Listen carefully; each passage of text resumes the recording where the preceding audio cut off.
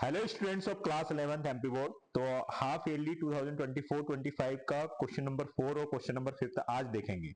तो question number 4 जैसा आपको दिख रहा है, वन वर्ड एक शब्द या एक वाक्य में उत्तर देने वाले क्वेश्चन जो आए हैं उनको देखेंगे और साथ ही साथ ट्रू और फॉल्स वाले क्वेश्चन भी देखेंगे। चलिए देखते हैं। जैसा कि पहला क्वेश्चन आपको दिया गया है, आपको यूनिवर्सल ग्रेविटेशनल कांस्टेंट मतलब कैपिटल जी का मान ये दिया हुआ है, तो हमें ये 10 टू द पावर को इग्नोर कर देना है और डेसिमल के बाद वाली और पहले वाली सारी संख्याओं को गिन लेना है। तो सार्थक अंक की बात करते हैं तो सार्थक अंक इसमें हो जाते हैं 5। कितने हो जाते हैं बच्चों? 5 इसमें सार्थक अंक हो जाते हैं।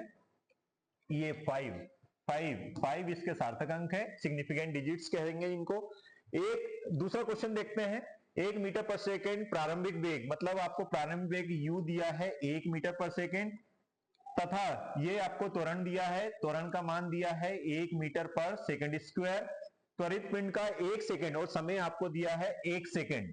तो आपको बताना है कि वह कितना वेग होगा, 1 सेकेंड के पश्चात उसका वेग कितना होगा। तो आप सिंपल सी बात यहां देख रहे हैं कि अगर आप प्रथम समीकरण, प्रथम गति का प्रथम समीकरण अगर लगाते हैं तो v बराबर हो जाता है u प्लस ए टी, मतलब गति के प्रथम समीकरण से ही आप डायरेक्ट इसको सॉल्व करते हैं। मतलब आपको अंतिम वेग निकालना है तो v as it is, u का मान आपके पास दिया है 1 प्लस a का मान भी दिया है 1 और समय भी दिया है 1।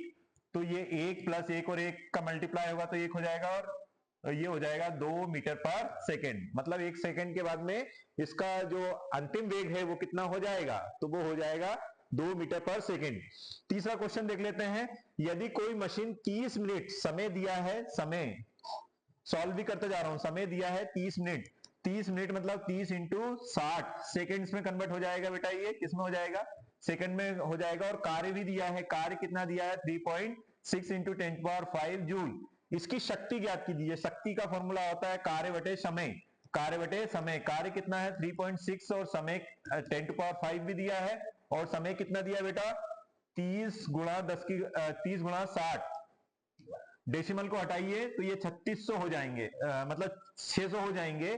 तो ये कितना हो गया 36 गुणा 10 की घात 5, है ना। 10 की घात 5 मतलब 1 2 3 4 5 और ये कितना हो जाएगा क्षेत्रीय 18 हो गया। और ये 3 जीरो 1 2 3, तो ये 3 जीरो से 3 जीरो कैंसिल हो जाएगा, 18 दूनी 36 और ये 2 का गुणा करेंगे तो ये हो जाएगा 200 वॉट आ जाएगा बच्चों। कितना आ जाएगा 200 वॉट। तो इसकी जो शक्ति जो है, सामर्थ्य जो है मशीन की, वो कितनी आ जाएगी 200 वॉट। दो विभिन्न आकार के साबुन के बुलबुले आपस में जुड़ जाते हैं, कौन सा बुलबुला पूर्ण होगा, जिसकी त्रिज्या ज्यादा होगी, जिसकी त्रिज्या ज्यादा होगी, त्रिज्या ज्यादा जो होगी, त्रिज्या ज्यादा होना मतलब बड़ा गोला जो बनेगा, उस बड़ा गोला ही पूर्ण गोला होगा, बड़ा गोला। आपने देखे होंगे साबुन के जो बुलबुले बनाते हैं तो आपने देखा होगा अगर दो दो बुलबुले बनते हैं तो बड़ा वाला गोला ही पूर्ण गोला बनता है। एक समान घनत्व के किसी खोखले गोले के कारण उसके भीतर स्थित किसी बिंदु पर गुरुत्वाकर्षण बल का मान क्या होगा, तो गुरुत्वाकर्षण बल का मान हो जाएगा 0। क्या हो जाएगा बच्चों 0। आगे देखते हैं, ट्रू और फॉल्स में देख लेते हैं। ट्रू और फॉल्स में हमारे क्वेश्चन जो दिए हैं, क्वेश्चन नंबर 5 को देखते हैं बच्चों। तो 5 नंबर क्वेश्चन में हमें दिया है निम्नलिखित में सत्य और असत्य लिखिए। एक समान वेग से गतिशील वस्तु का त्वरण होता है, सही बात है। एक समान गतिशील वस्तु का पर बल भी, नेट बल भी 0 होता है और त्वरण भी 0 होता है। तो त्वरण 0 का पूछा, मतलब ये वाला सही आंसर है।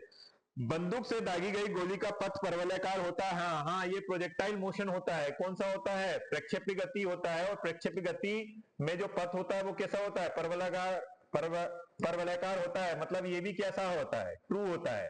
ये भी ट्रू है, ये भी ट्रू है। तीसरा क्वेश्चन देखते हैं। किसी हाथ ठेला गाड़ी को एक समान वेग से गतिमान बनाए रखने के लिए गति की दिशा में नेट बल आवश्यक है, असत्य है, इसमें कोई नेट बल की जरूरत नहीं है। फिर बात करते हैं, यदि किसी संगठ में संगठ के पूर्व कुल प्रारंभिक संवेग तथा संगठ के पश्चात कुल प्रारंभिक संवेग समान है तो निश्चित ही यह प्रत्यास्थ संगठ है। ये कंफर्म हम कह नहीं सकते, इसलिए ये कैसा है, असत्य है। देख लीजिए सत्य सत्य देखते जाइएगा।